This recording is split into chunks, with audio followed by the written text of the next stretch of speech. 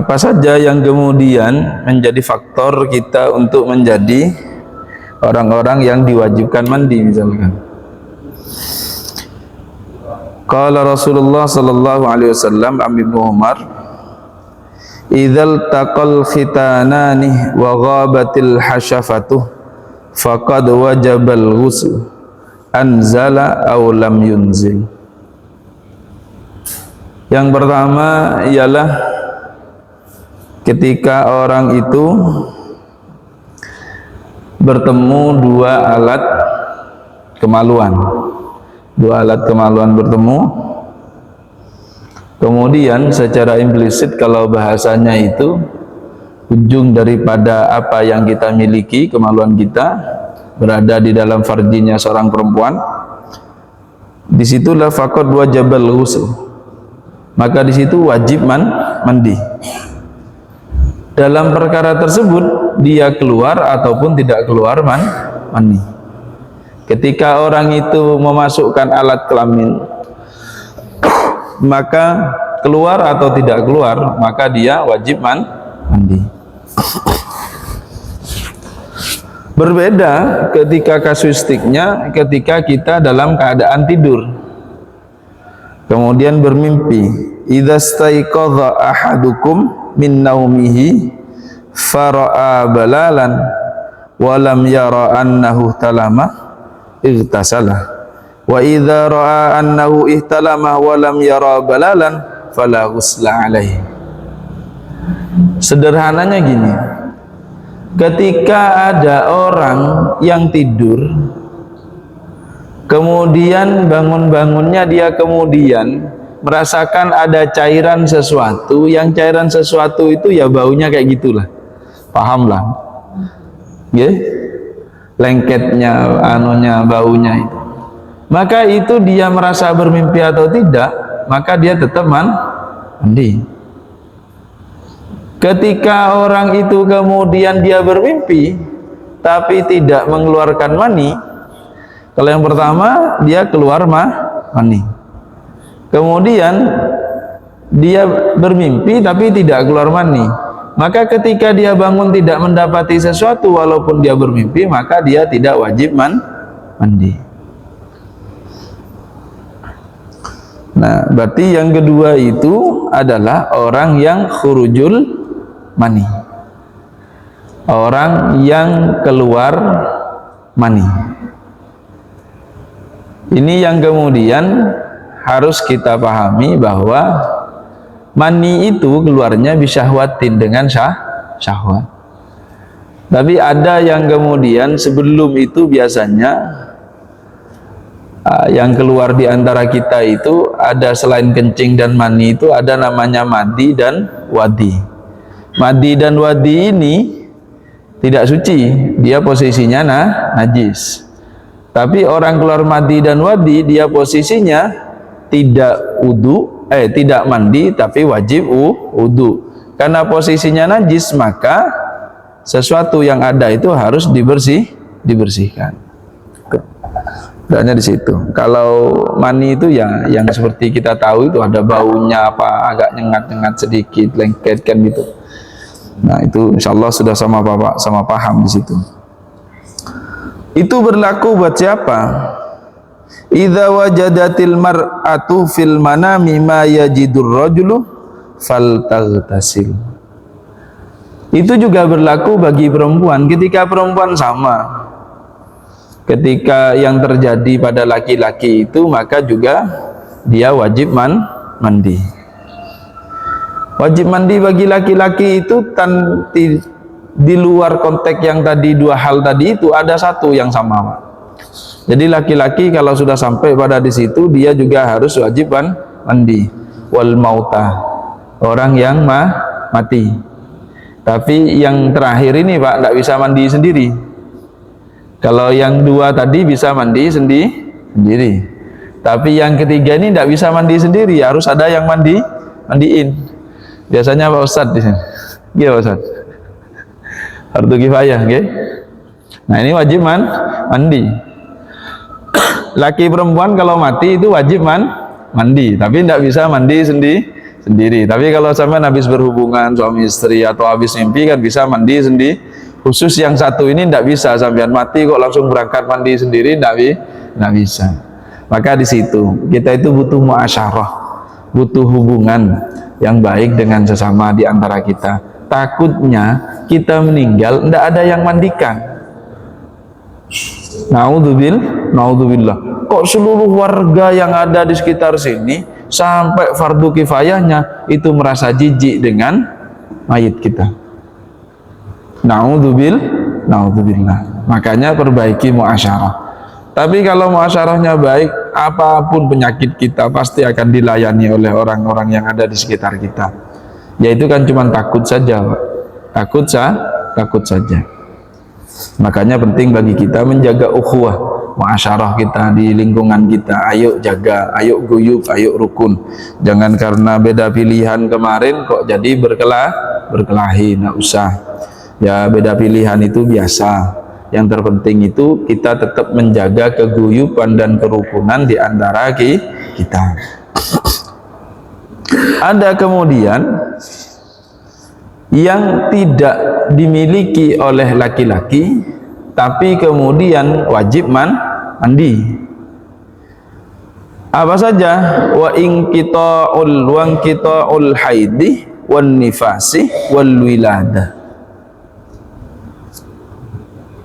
Orang itu kalau dia terputus dari haidnya, bukan keluar haid tapi berhenti dari haid, khusus perempuan kalau ini Pak, khusus perempuan haid, maka orang ketika berhentinya haidnya seorang perempuan maka dia wajib mandi. Yang kedua, berhentinya darah yang keluar itu adalah nifas. Kalau sudah berhenti berarti dia wajib mandi. Ada lagi keluar darah namanya darah wiladah. Darah orang yang melahirkan. Karena setelah melahirkan itu keluar darah setelah selesai itu kemudian dia mandi. Biasanya setelah wiladah itu baru nifas. Nah, yang paling kita harus mengerti karena itu rutin datang kepada istri kita, anak kita, itu tentang perkara haid. Tentang perkara haid. Haid ini rutin bulanan datang. Makanya disebut datang bulan. Paling sedikitnya haid itu 24 jam. Paling sedikitnya masa haid itu 24 jam. Paling lamanya haid itu 15 hari. Kurang dari 24 jam tidak bisa dihitung haid. Lebih dari 15 hari maka itu juga tidak bisa dihitung haid. Lebihnya itu disebut darah istihadah. Lah, penting bagi kita sederhananya gini Pak. Karena ada kebiasaan perempuan. Tanggal misalnya. Sampean punya kalender di rumah atau cukup di HP sekarang kalendernya?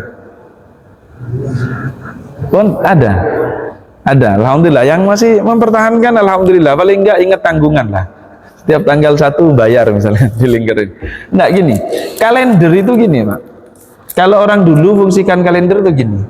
Istri kita datang bulan atau anak kita datang bulan. Di kalender itu dicatat, dilingkari. Misal Januari, ini Desember nggih? Desember dia keluar di tanggal 7 baru di bawahnya dikasih jamnya kecil. 7-nya dilingkarin kemudian dikasih jam 13.30. Berarti keluarnya itu di tanggal 7 bulan 12 13.30, jamnya jam 1:30.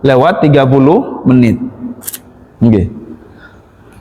Berarti dia akan mencapai 24 jam kalau terus menerus dalam masa sehari semalam itu, ketemunya dia besok ketika di tanggal 8 jam 13.30. Kalau tidak, berarti dalam masa keluar itu dihitung. Ini dari tanggal 13.30 nanti dihitung sampai 15.30, berarti ada 2 jam. kemudian jeda lagi, jedanya ini tidak keluar. Nah, nanti dihitung lagi ketika dia keluar. Oh, di 16.30 dia keluar lagi.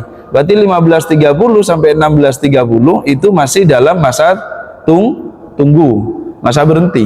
Belum dihitung satu keseluruhan. Nah, dihitung lagi sampai kemudian berapa nanti? Apakah ketika keluarnya itu nyampe dalam hitungan 24 jam? Kalau hitung 24 jam itu masuk, berarti dia menjadi darah haid selama masa haid. Selama masa haid.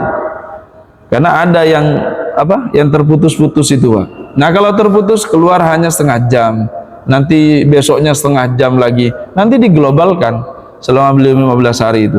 Apakah itu masuk dalam 24 jam atau kalau tidak, berarti itu hanya darah istihadah. Lah kalau tidak sholat, tidak pernah dikasih pemahaman. Nah, ini pertanyaannya. Nah, yang kedua gini, ketika kita catat tadi 13.30 di tanggal berapa? Tanggal yang dilingkari tanggal berapa tadi, Pak? Tanggal 7. Nah, kemudian dia berhenti di tanggal 15. Berarti ada berapa hari? 7 ke 15 berarti 8. Nah, kenapa penting ini kita lingkari? Karena masalahnya di sini, Pak. Kalau dia normal di bawah 15 hari itu tidak ada masalah. Tapi kemudian ketika dia di tanggal 7, kemudian dia berhentinya di tanggal berapa kalau 16 hari? Untuk sampai 16 bulan? 18, 28. Apa 32? Berapa? 7 untuk ditambah 16 berapa? Berapa? 23. Nah, ketika 23 berarti dia lebih sehari dari waktu masa paling lamanya haid. Nah, ketika paling lamanya haid ini kemudian lebih daripada ini, maka perempuan ini yang mengerti tentang haid, dia harus melihat waktu sebelumnya, bulan sebelumnya. Bulan sebelumnya dia itu apakah 7 sampai tanggal seperti tadi, tanggal berapa? Tanggal 15, berarti 8 hari. Nah, kalau dia kemudian lebih daripada 15 hari, maka untuk menjadi kebiasaannya perempuan itu, maka dilihat sebelumnya. Sebelumnya dicatat atau tidak. Nah, kalau nggak dicatat ini muskilahnya. Karena itu ada darah istihadah. Kalau dengan mustahadah ini yang muskilah kalau nggak dilingkari tadi itu, Pak. Karena harus dia ngambil kebiasaan sebelumnya. Berarti kalau dia biasanya 8 hari, ya sudah berarti 8 hari. Sisanya itu berarti darah Nah, ini kan pendidikan seperti ini kan jarang, Pak. Kemudian kita ajarkan kepada anak-anak kita. Jadi kita cuma tahu, kenapa tidak sholat? Datang bulan. Wah, tidak tahu datang bulannya kapan. Dan masanya itu, Pak, masa sucinya itu paling sedikitnya itu 15 hari. Hitungan separuh daripada masa 15 hari sebelumnya. Jadi kalau belum 15 hari kok dia datang bulan lagi, ini masalah. Masalah. Misal gini. Istri kita berhenti di tanggal 1. Sudah suci nih, tanggal 1. Tanggal 1 sudah suci. Kok belum tanggal 15 kok sudah keluar darah lagi? Apakah dihitung darah haid? Nah, kan ini. Kalau kita tanya anak kita, kenapa tidak sholat? Haid. Kita tidak pernah lingkari itu, kapan masa haidnya. Akhirnya anak kita tidak sholat, sering tidak sholat karena merasa dirinya haid. Sedangkan kita orang tuanya tidak pernah membekali anak kita tentang perkara haid. Nah, maka belajar tentang haid ini butuh. Biarpun laki-laki butuh belajar tentang perkara haid. Karena tanggungan istri anak kita itu urusan kita. Kalau normal tidak ada masalah biasanya, Pak. Kalau normal itu ya aman. Tapi kalau nggak normal ada mustahadahnya, maka ini yang penting dicatat. Catatannya itu penting ketika ada mustahadah, ketika tercampur nanti haid dengan darah istihadah, darah penyakit. Nah, itu yang kemudian penting di situ. Jangan sampai kemudian, wah itu kan pelajarannya tentang perempuan, aku kan laki-laki. Iya, tapi anak kita bisa jadi perempuan, istri kita yang pasti perempuan. Nah, kalau istri kita tidak tahu dan kita tidak ngajari, maka yang dosa adalah kita.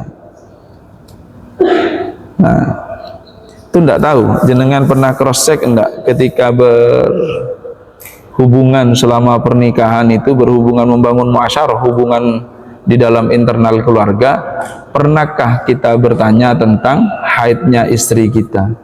Sudahkah kita pernah tahu tanggal keluarnya, tanggal berhentinya, dan kapan dia mulai lagi? Jangan-jangan kita kalau cuman taunya, kalau ndak dikasih berarti cuman datang bu. Jangan itu aja tahunya, tapi ndak pernah tahu kapan masa tersebut terjadi.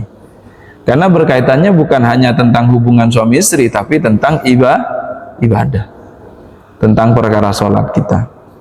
Nah, itu yang kemudian penting kita lakukan.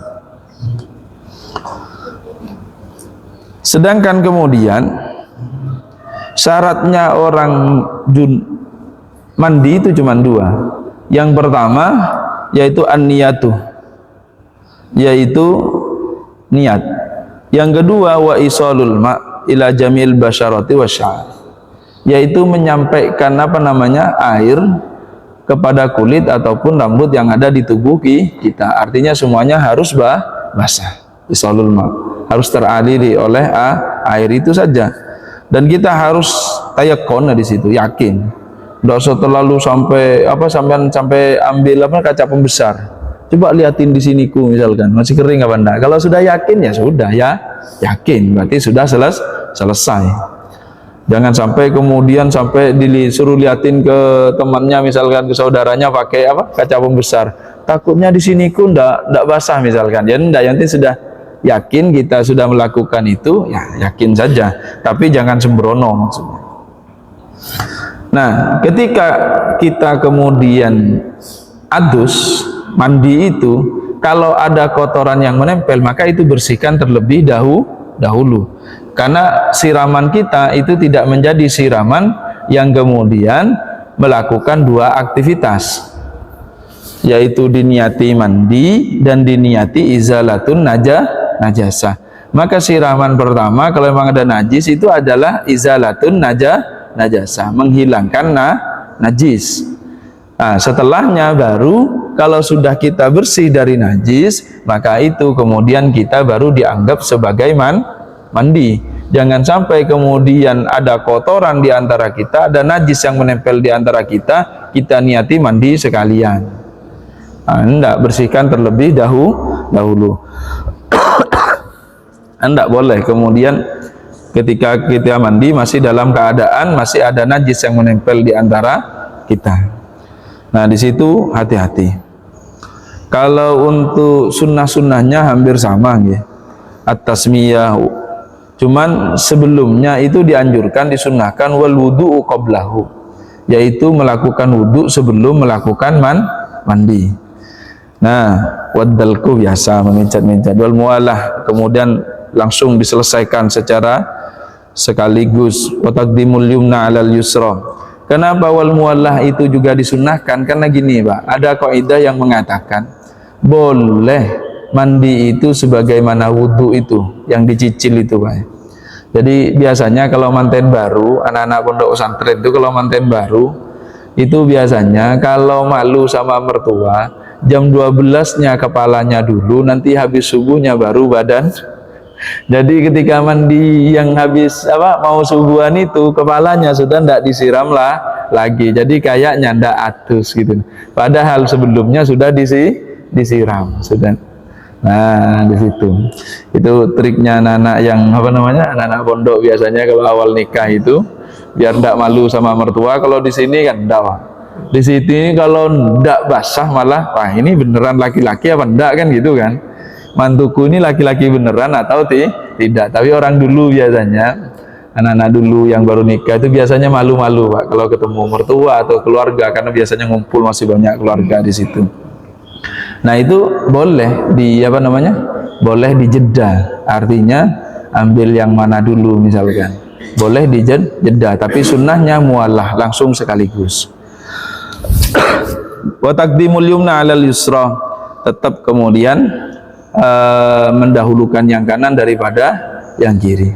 Wa tatlis, nah kemudian disunahkan juga 3 kali. Wa takhlilus sya'ri, kemudian tetap menyela-nyela anggota tubuh terutama rambut yang panjang, rambut-rambut yang ada seperti jenggot misalkan atau rambut yang panjang misalkan, itu sunnah ditakhlil. Nah, orang mandi itu Pak, bukan hanya sebatas mandi wajib, bukan hanya sebatas mandi wajib, tapi disunnahkan juga untuk melakukan mandi, artinya mandi sunnah di waktu kapan saja, li sholatil jum'ah, untuk sholat Jum'ah. Berarti sebelum sholat Jum'ah kita dianjurkan sunnah mandi. Sebelum berangkat Jum'atan itu disunnahkan mandi. Mandinya ya biniyatin, kalau nggak biniyatin ya nggak ada fungsinya. Pakai niat. Kemudian wal idaini, 2 apa namanya? Id. 2 id, wal kusufaini, 2 kusuf, wal istisqa, orang minta hujan nggih.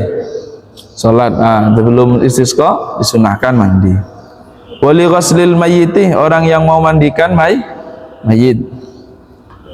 Wal ifaqati minal junun, orang yang sembuh dari gila. Orang kalau sembuh dari gila disunahkan mandi. Wal bulu, orang yang balik pertama kali. Misalkan kalau perempuan itu biasanya, kalau orang sini biasanya itu bukan hanya bukan hanya dimandiin, tapi biasanya ada selamatannya. Enggak tahu kalau di sini saya pernah ketemu sekali orang Balikpapan, anak perempuannya sudah masuk masa haid. Nah itu berarti disunahkan di situ, masuk dalam masa balignya. Walil ihrami, orang mau ihram. Ini tidak pernah saya Pak, belum pernah ihram soalnya. Walil wukufi, orang mau wukuf di Arafah wa Musdalifah, ketika mau wukuf di Arafah dan Musdalifah. Nah ini belum pernah saya yang ini, tapi yang wali ghuslil mayyiti ke belakang itu belum. Tapi kalau yang lain alhamdulillah pernah. Nah, terutama yang hari Jumat, ayo yang hari Jumat kita diberikan kesehatan oleh Allah, sebelum berangkat itu kemudian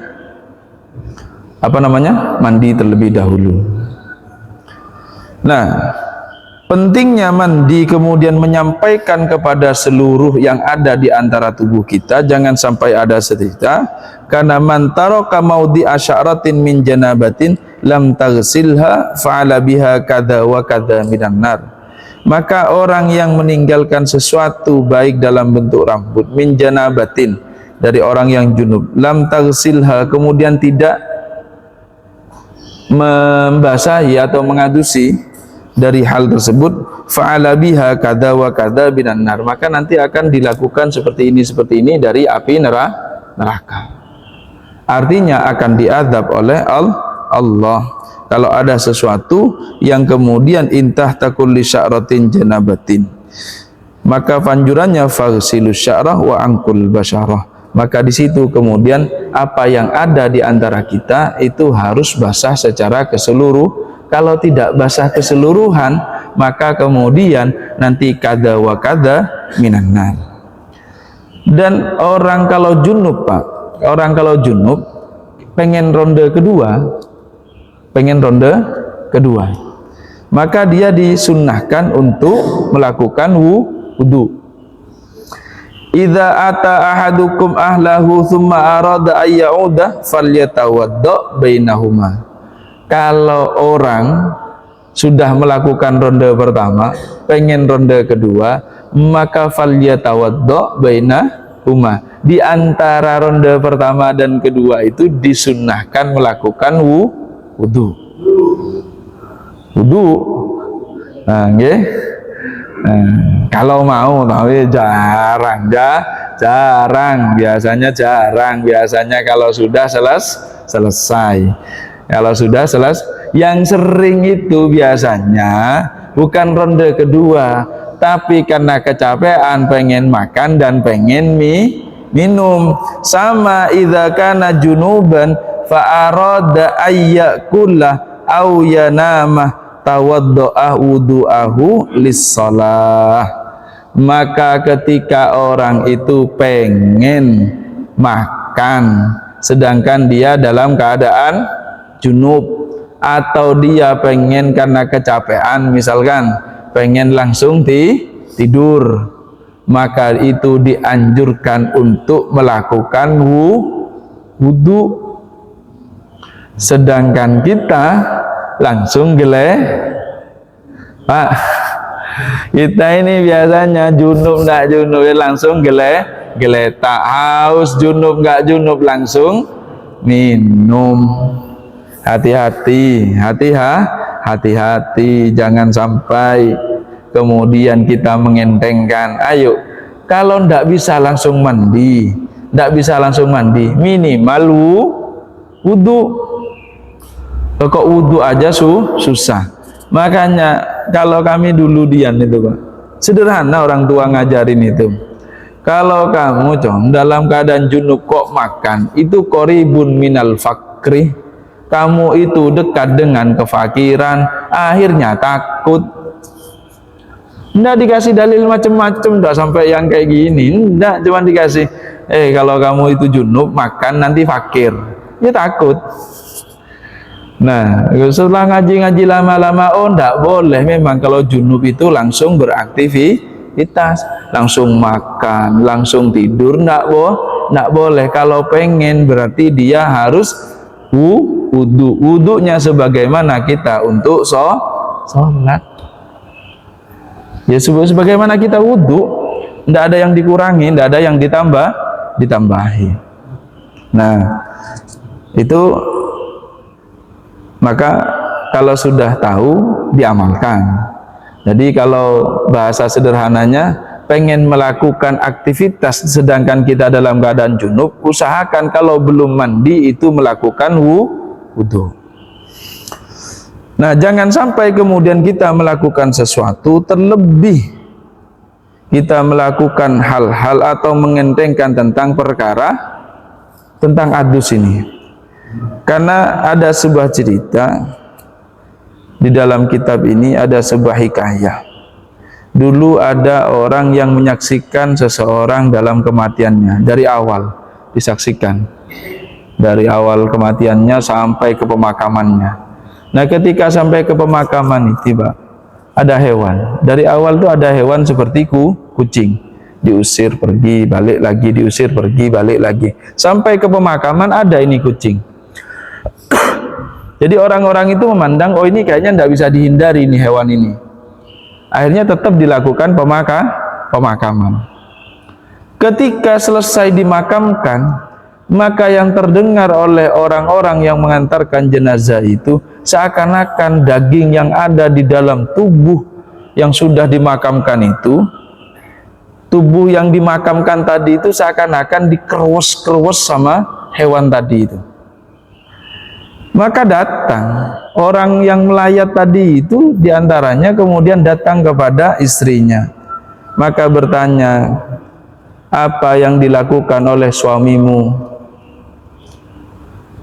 Kemudian diceritakan apa yang terjadi ketika di pemakaman tadi itu.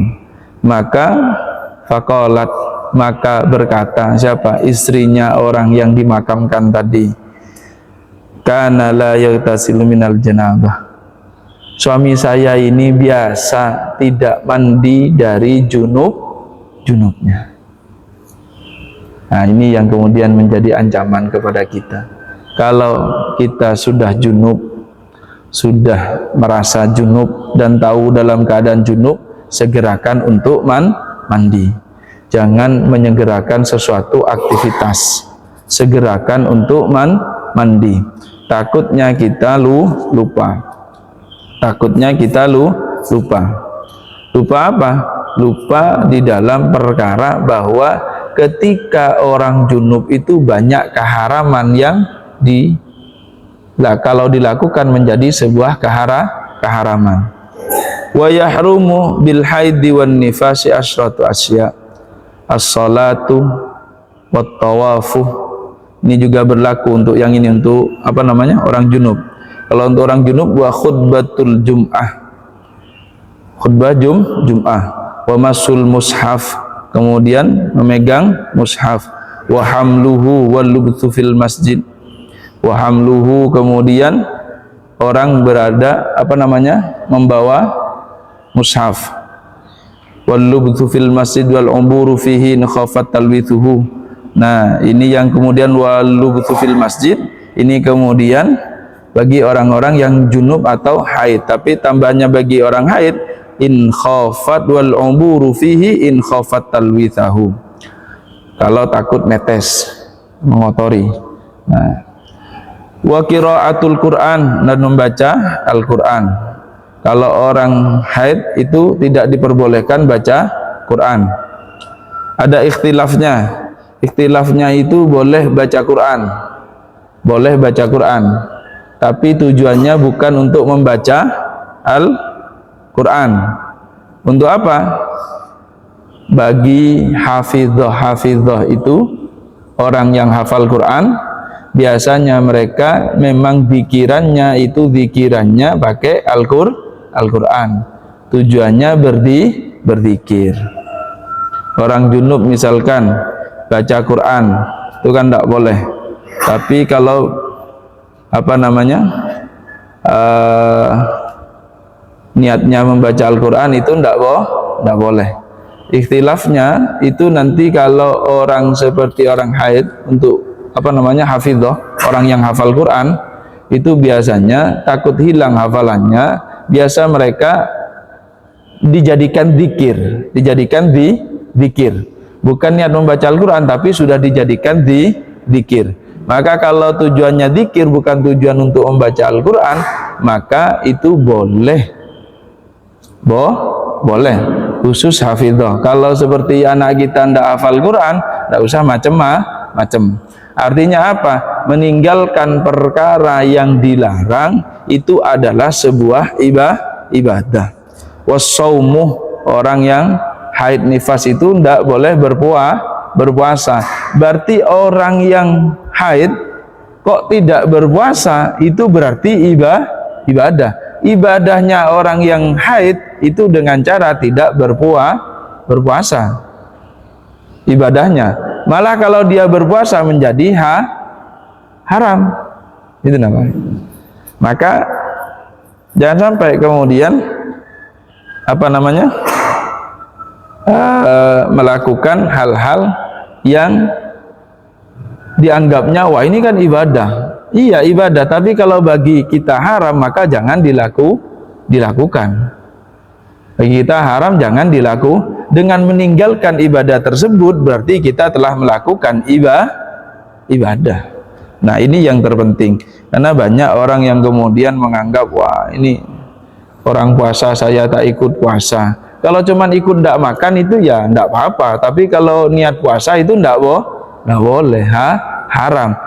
Bagi orang yang haid nifas kemudian melakukan aktivitas puasa. Oh saya tak ikut puasa saja, tidak boleh. Kalau ikut tidak makan tidak apa-apa. Kalau cuma tidak makan, tidak minum itu tidak apa. Maka kalau makan dan minum di depan orang banyak itu yang masalah. Karena haid, karena nifas, kemudian dia makan di depan orang banyak, ini yang masalah. Tapi kalau saya ikut puasa karena ini bulan puasa, ini yang tidak boleh. Maka itu pentingnya kita mengerti tentang haid, bukan hanya tentang sholat. Kita mengerti tentang hukumnya nifas, bukan hanya tentang perkara sholat, tapi juga tentang perkara ibadah yang lain, diantaranya adalah puasa. Wattolaku dan tolak, wal wat'u dan wate, wa kadza al istimta' baina surrah war rubbah, dan tidak dianjurkan untuk mengambil kenikmatan di antara pusar dan lutut. Takut kebablasan. Nggak boleh ngambil istimta' di situ, hati-hati. Kalau istrinya sudah datang bulan, ayo yes, puasa. Nggak usah takut kebablasan. Kalau kebablasan bahaya. Nggih. Mohon maaf, apa namanya? Seharusnya di minggu keempat nggih. Tapi minggu keempat kemarin hampir 1 minggu kami tidak bisa aktivitas karena diuji oleh Allah dalam keadaan sakit. Nah, alhamdulillah ini minggu kelima bisa hadir lagi. Mudah-mudahan kita senantiasa diberikan kesehatan oleh Allah Subhanahu wa taala. Untuk bahasan selanjutnya adalah perkara sholat, tapi saya lihat di channel YouTube-nya itu perkara sholat itu banyak dikupas oleh Ustadz Agus Khairul Huda. Apakah akan dilewati atau kita ambil hikmah-hikmahnya saja? Hikmah-hikmah sholat. Tapi di sholat itu biasanya gini, Pak. Sholat itu di dalam farduhnya itu ada syaratnya lagi. Contoh, takbiratul ihram itu ada 17 syarat untuk nyampe sahnya takbiratul ihram. Nah, kalau mau dijelaskan juga enggak apa-apa, kan beda orang biasanya beda hal. Itu. Tapi saya lihat di channelnya Al Hidayah itu, di YouTube-nya itu banyak dikupas, terutama tentang khilafiyah. Ya khilafiyahnya enggak usah, sudah banyak. Termasuk kunut sudah dijelasin ya. Kunut yang 3 itu sudah dijelasin sama Ustaz Agus Khairul Huda. Mudah-mudahan kita diberikan kesehatan oleh Allah Subhanahu wa taala. Mudah-mudahan kita selalu giat, semangat untuk mengaji apapun kondisinya, apapun halnya. Paling tidak kalaulah kita tidak dapat ilmu pulangnya setelah dari sini, paling tidak kita dapatkan ridho dari Allah Subhanahu wa taala. Mudah-mudahan barokah semua. Al-Fatihah. Bismillahirrahmanirrahim.